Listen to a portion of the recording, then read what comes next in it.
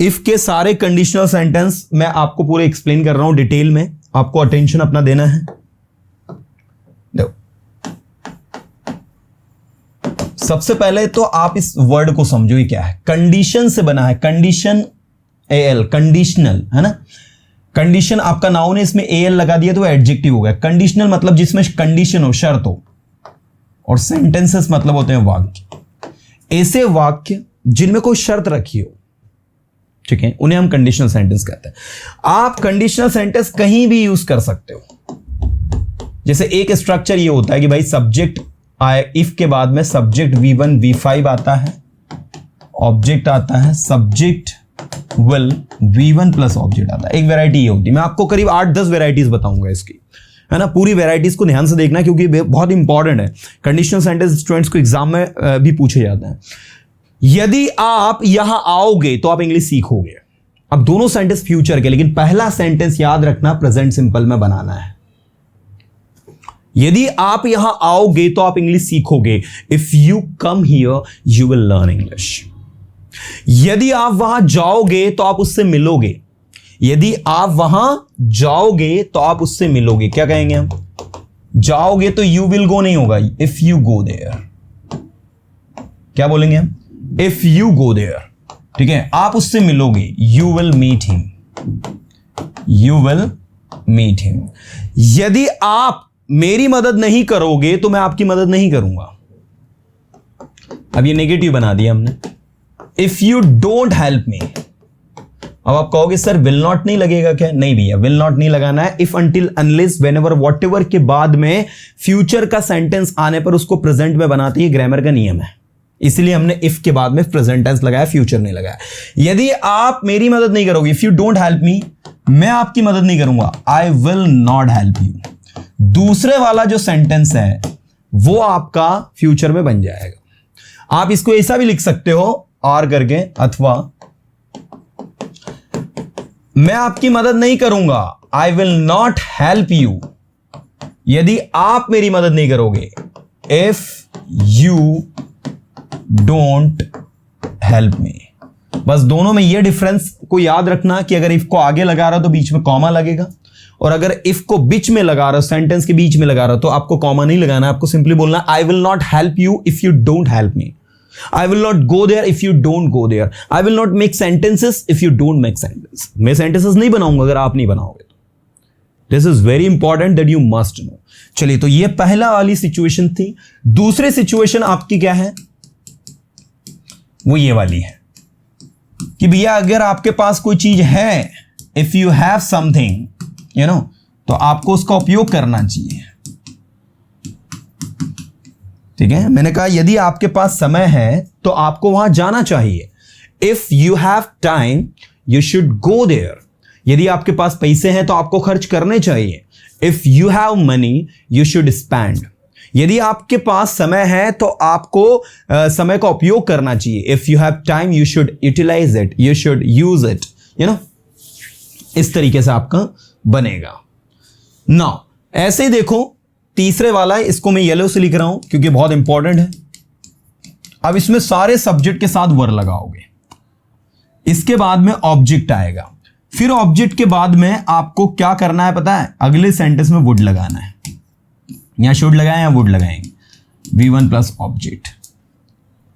इसकी हिंदी जो होती है, यदि मैं कुछ होता तो करता, ये इसकी हिंदी होती है। अब है नहीं, जैसे मान लीजिए आपने कहा यदि मैं डॉक्टर होता तो मैं उसका इलाज करता। आप हैं क्या डॉक्टर? नहीं है। यदि मैं वहां होता तो मैं उससे मिलता। आप यहां वहां हैं क्या? नहीं, आप तो यहां हैं।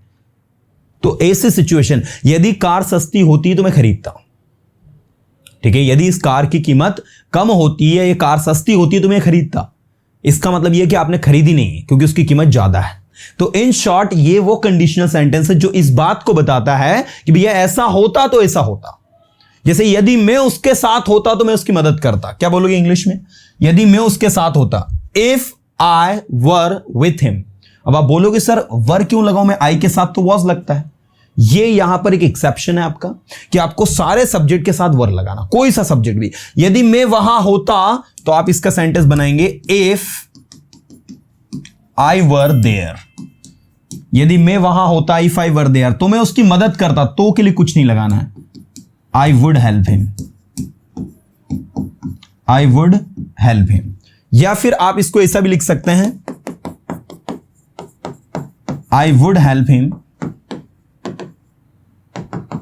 If I were there. ध्यान देना थोड़ा सा, I would help him if I were there. I would help him मतलब मैं उसकी मदद करता, इफ आई वर देयर, यदि मैं वहां होता, यदि मैं वहां होता। इसी तरीके से देखूं, आई वुड गो देयर, मैं वहां जाता, इफ यू वर देयर, यदि आप वहां होते तो।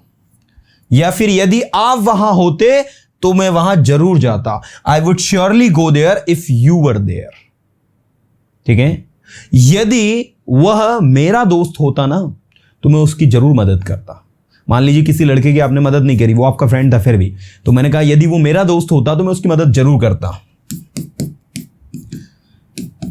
आप इसे इंग्लिश में बनाओगे, if he were my friend, क्या बनाओगे, if he were my friend I would surely help him.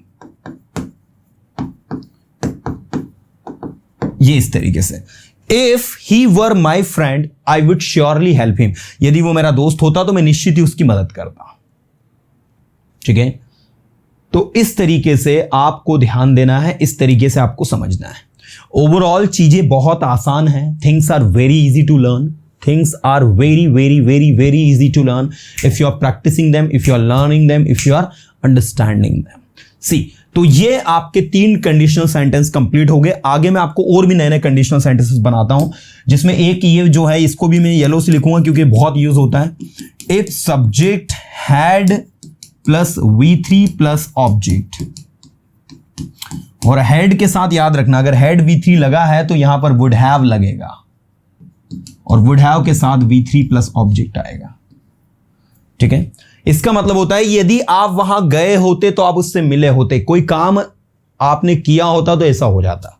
जैसे मान लीजिए आप रो रहे हैं because you have failed, you are crying because you have failed, तो मैंने आपसे कहा यदि आपने पढ़ाई की होती तो आप पास हो गए होते, आपने पढ़ाई की नहीं इसलिए आप फेल हो गए। सिंपल सा कॉन्सेप्ट, पढ़ाई की होती तो आप पास हो गए होते। If you had studied you would have passed.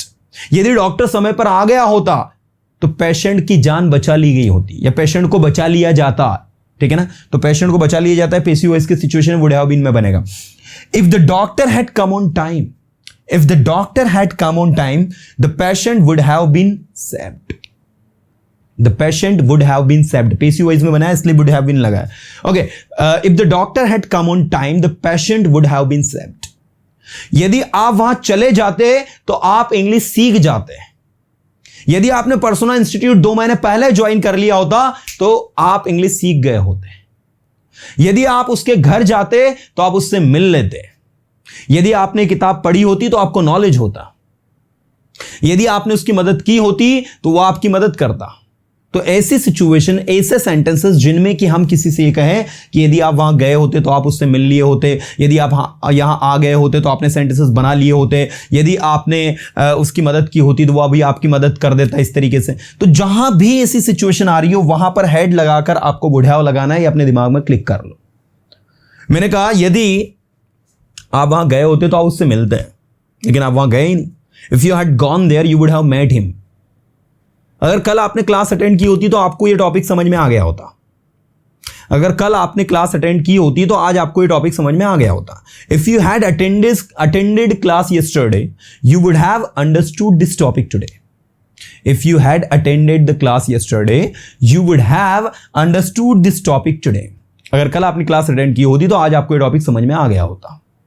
तो आ गया होता, मैंने कहा you would have understood, बोल लिए होते you would have spoken, आप सीख गए होते you would have learned, आपने सेंटेंसेस बना लिए होते you would have made sentences.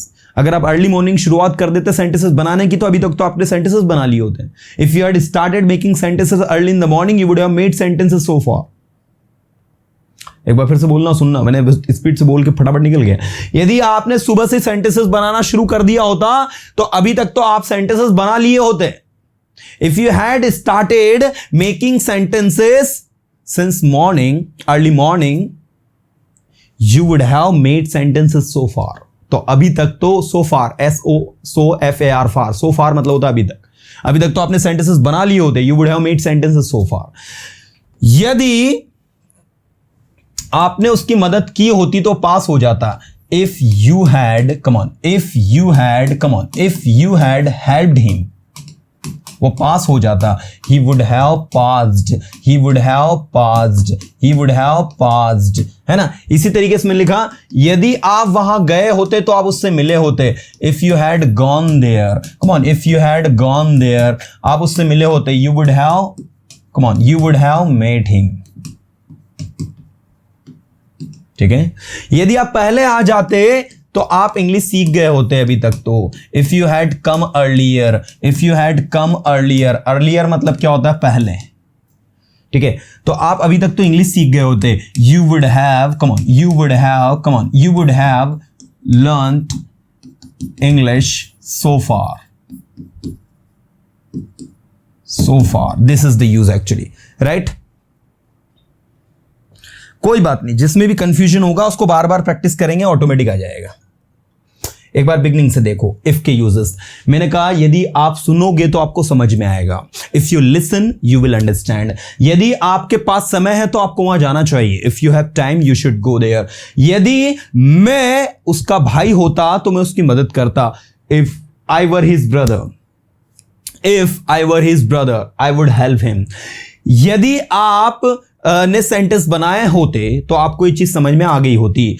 If you had made sentences you would have understood this thing, मतलब ये चीज आपको समझ में आ गई होती। So this is the way to practice. इसके बाद नेक्स्ट है आपका अगला कंडीशनल सेंटेंस। यदि आप वहां, ध्यान देना, जा सकते थे तो आपको वहां जाना चाहिए था। इसमें कुड हैव के साथ में V3 प्लस ऑब्जेक्ट, और फिर अगला आपका लगता है should have plus V3 plus object. Hindi मतलब क्या होता है, यदि आप वहां जा सकते थे तो आपको वहां जाना चाहिए था। ठीक है, इसकी हिंदी क्या होती है, यदि आपने कोई काम किया होता तो ऐसा हो जाता। ऐसा हुआ नहीं, ऐसा हो जाता। कोई काम किया होता तो। यदि आपने पढ़ाई की होती तो आपने अच्छे नंबर स्कोर किए होते। If you had studied you would have scored good marks, right. और दूसरा, यदि आप वहां जा सकते थे तो आपको वहां जाना चाहिए था। If you could have gone there you should have gone there. यदि आप सेंटेंसेस बना सकते थे तो आपको सेंटेंसेस बनाने चाहिए थे। If you could have made sentences you should have made sentences. यदि आप स्टेज पर आ सकते थे तो आपको स्टेज पर जरूर आना चाहिए था। If you could have come on the stage you should have come on the stage. निश्चित ही आना चाहिए था। You should have surely come on the stage. तो आपको जरूर स्टेज पर आना चाहिए था। आए नहीं आप, आना चाहिए था। तो ये इस तरीके से। अब इसके अलावा और भी काफी सारे कंडीशनल सेंटेंस आप खुद बनाना चाहो बना लो, जहां भी इफ लगा दोगे। जैसे देखो, फॉर एग्जाम्पल, यदि आपको इंग्लिश सीखनी होगी तो आप पर्सोना इंस्टीट्यूट ज्वाइन करोगे। If you have to learn English, if you have to लगाओ या फिर if you would have to लगाओ, लेकिन मैं रिकमेंड करूंगा इफ यू हैव टू ज्यादा सही माना जाएगा, क्योंकि पहला सेंटेंस इफ के बाद फ्यूचर का नहीं बनाते ना अपन। यदि आपको इंग्लिश सीखनी होगी तो if you have to learn English, यदि आपको इंग्लिश सीखनी होगी तो आप पर्सोना इंस्टीट्यूट ज्वाइन करोगे। So you will join Persona Institute. You will join PI. You will join PI means Persona Institute. If you have to learn English, you will join Persona Institute. मैंने कहा मैं वहां जाता यदि मेरे पास समय होता तो। I would go there if I had time. मेरे पास यदि पैसे होते तो मैं खर्च करता। क्या कहोगे? If I had money, I would spend. I would spend. If I had money, I would spend. तो ऐसे बहुत सारे हैं जिनको आप बना सकते हैं, जिनको आप प्रैक्टिस कर सकते हैं। लेकिन ये जो कंडीशनल सेंटेंस मैंने आपके सामने कुछ 5 लिखे हैं, ये बहुत इंपॉर्टेंट है। इनका बहुत ज्यादा बोलचाल में उपयोग होता है। That's why I have just given you this sentences, right. तो इनको अच्छे से अच्छा प्रैक्टिस करो, बार बार बोलो, कोशिश करो अच्छे से अच्छा बनाने की, एंड सब कुछ आसानी से आप फिर कर लोगे, ठीक है। तो ये थे कंडीशनल सेंटेंसेस, और उम्मीद करता हूं कि आपके दिमाग में फिट हुए होंगे। एक बार हम लोग कंडीशनल सेंटेंस को शुरू से रिवाइज कर रहे हैं, ध्यान देना। यदि आप यहां आओगे तो आप इंग्लिश सीखोगे।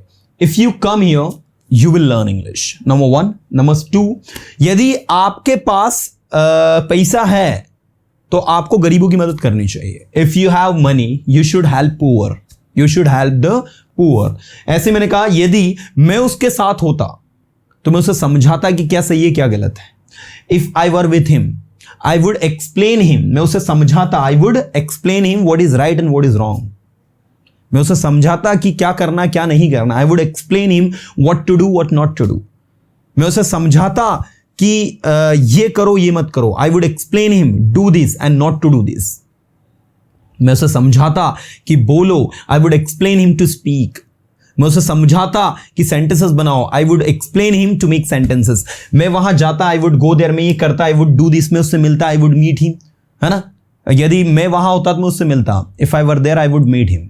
यदि मैं आपके साथ होता तो मैं आपको समझाता। If I were with you I would explain you. So this is the way. यदि आप खाना खा चुके थे या यदि आपने खाना खा लिया था, ठीक है, या यदि आप यहां आ गए होते, या इसको दो तरीके से, चुके थे के सेंस में भी आता है और लिया था के सेंस में भी आता है। यदि आपने खाना खा लिया था तो आप आराम कर लेते, या फिर यदि आप खाना खा लेते, ठीक है, तो आप आराम कर लेते, लेकिन आपने खाना खाया ही नहीं। तो जो काम नहीं हुआ, रिग्रेट का जो भाव होता है, जहां पर हम ये बोलते हैं कि यार ऐसा हो जाता, तो वहां भी इसको लगाते हैं साथ में, ऐसा किया होता तो ऐसा हो जाता, वहां भी ऐसा होता है। जैसे मैंने कहा यदि आप वहां चले गए होते तो आप उससे मिल लेते, लेकिन आप उससे मिल ही नहीं पाए क्योंकि आप गए ही नहीं। If you had gone there you would have met him but you didn't go, that's why you could not meet him. यदि आपने सेंटेंसेस बना लिए होते तो आपको ये टॉपिक समझ में आ गया होता। If you had made sentences you would have understood this topic, you would have understood this topic. So this is the way to practice. यदि आप पढ़ाई कर सकते थे तो आपको वहां जाना चाहिए था। if you could have practiced you should have gone there. यदि आप sentences बना सकते थे तो आपको sentences बनाने चाहिए थे। if you could have made sentences you should have made sentences. और भी जहां आप इसको लगाना चाहते हो बेझिझक लगा दो, कहीं कोई दिक्कत नहीं, कोई प्रॉब्लम नहीं है। जैसे देखो अब एक सेंटेंस बोलता हूं, मुझे बताइए यदि मेरे पास समय होता तो मैं वहां जरूर जाता। बताइए इसकी इंग्लिश क्या होगी?